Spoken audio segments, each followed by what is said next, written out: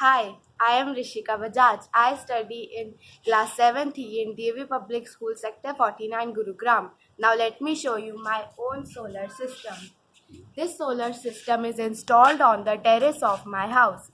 It consists of 6 solar panels. These panels are made up of photovoltaic cells which converts sunlight into electricity. So yes, it is the solar power. It also gives us one more benefit. It provides shade to the terrace and keeps our room cool. Now let me show you the path of electricity flow.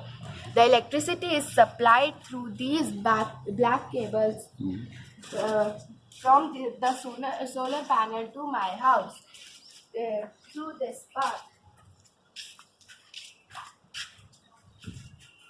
Now follow me down the steps.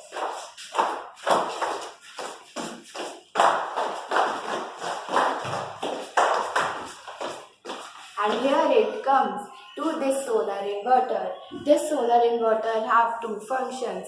First, it sends live electricity to my house.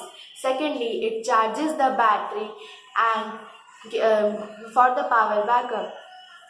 Ultimately, our electricity bills are slashed and we have a smaller carbon footprint. Thank you.